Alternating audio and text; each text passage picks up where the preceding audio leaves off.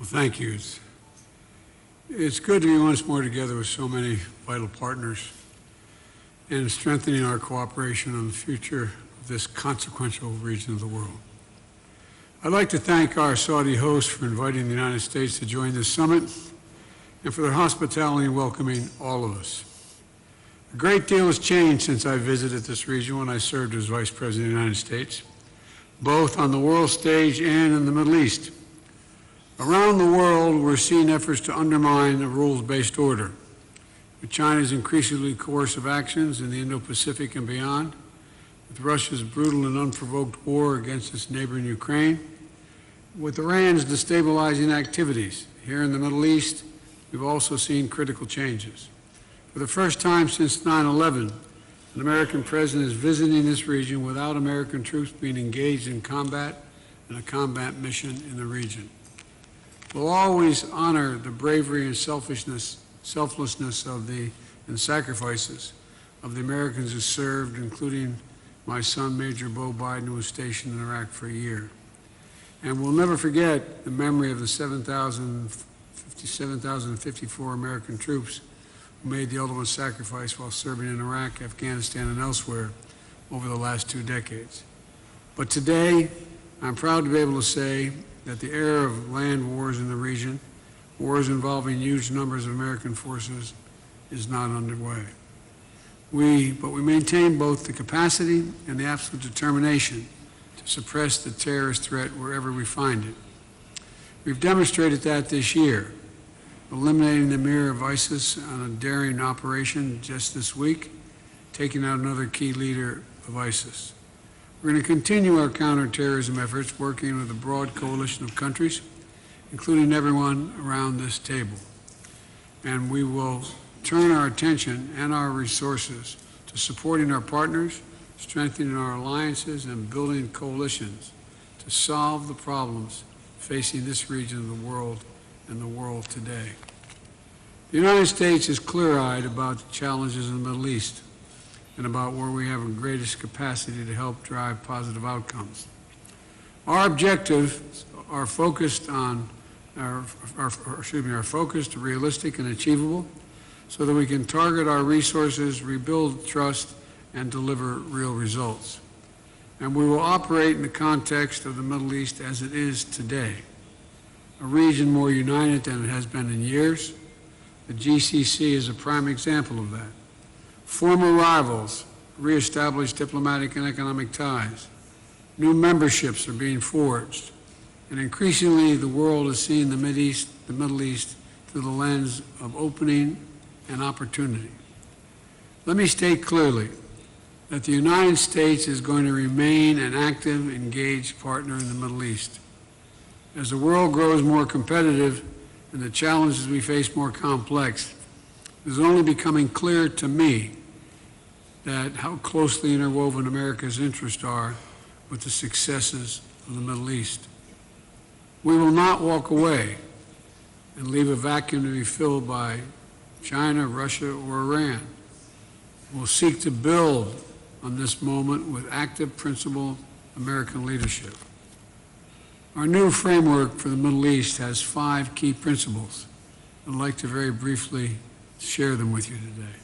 First, the United States will support and strengthen partnerships with countries that subscribe to the rules-based international order. And we will make sure that those countries can defend themselves against foreign threats. The United States and each of the countries around this table are an essential part of that order, because we reject the use of brute force to change borders.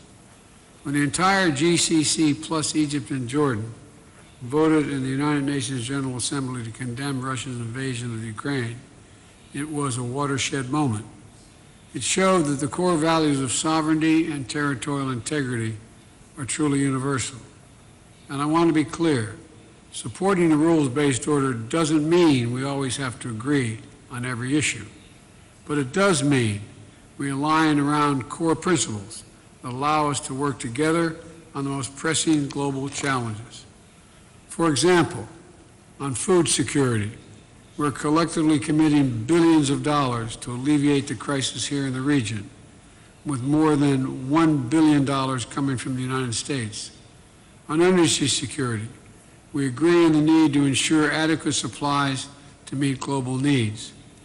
Energy producers have already increased production, and I look forward to seeing what's coming in the coming months. And on the climate crisis, we're collectively investing hundreds of billions of dollars in clean energy initiatives, increasing our climate ambition, and working together to diversify supply chains and invest in critical infrastructure.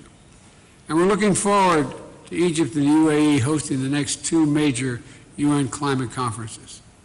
Second, the United States will not allow foreign or regional powers to jeopardize the freedom of navigation through the Middle East's waterways, including the Straits of Hormuz and Bab el-Mandeb. Nor will we tolerate efforts of any country to dominate another in the region through military buildups, incursions, and/or threats. The free flow of commerce and resources through the Middle East is the lifeblood of the global economy. That's as true today as it has been for decades. And when nations adhere to international rules, it works.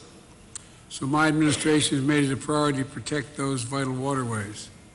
We've established a new naval task forces to work in partnership with many of your navies to help secure the Red Sea. That includes the first naval task force to use multi-manned surface vessels and artificial intelligence technology to enhance maritime awareness. We're also integrating air defenses and early warning systems to ensure that we can defeat airborne threats. Third, the United States will not just aim to deter threats to regional stability. We will work to reduce tensions, de-escalate, and end conflicts wherever possible. This approach is already reaping dividends. As was mentioned, in Yemen, working closely with Saudi Arabia, Oman, the UAE, and the UN, we forged a truce that is now in its 15th week. We've welcomed the leadership of Iraqi Prime Minister Khatami to bring countries from the region together for talks in Baghdad. Thanks to the months of quiet, persistent diplomacy, we helped finalize an agreement to remove international peacekeepers from Tiran Island of the Red Sea and transform an area that once sparked wars into a future hub of peaceful tourism and economic development.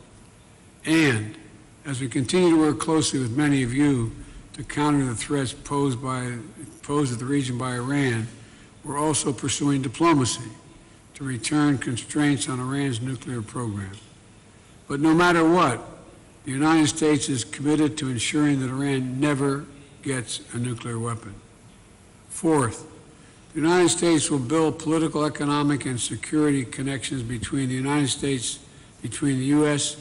partners wherever possible, while respecting each country's sovereignty and independent choices. Integration, interconnection, these are the underlying themes of our meeting today. How many years have we been trying to connect Iraq's electricity to the GCC grids? I remember being briefed on it in 2016 when I was Vice President of the United States. I said, let's get it done. Well, today, finally, after years of failed efforts and false starts, thanks to the efforts of so many around this table, it's done. New energy projects linking the region, a new free trade deal, investments between neighbors, like the Saudi investments in Egypt and Jordan. And more as we build these connections, the more we'll see the benefits that return to our peoples and will grow. Fifth, the United States will always promote human rights and the values enshrined in the UN Charter. Foundational freedoms are foundational to who we are as Americans.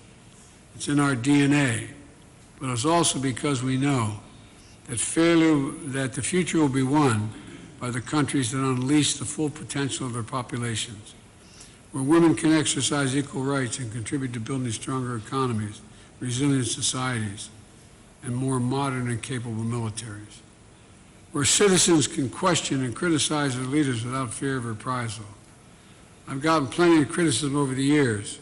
It's not fun, but the ability to speak openly and exchange ideas freely is what unlocks innovation. Accountable institutions that are free from corruption, that act transparently, and respect the rule of law are the best way to deliver growth, respond to people's needs, and I believe ensure justice. And no country gets it right all the time, even most of the time, including the United States. But our people are our strength. Our countries, with the confidence to learn from their mistakes, grow stronger. So let me conclude by summing all this up in one sentence. The United States is invested in building a positive future in the region in partnership with all of you, and the United States is not going anywhere. This is a table full of problem solvers. There's a lot of good we can do if we do it together.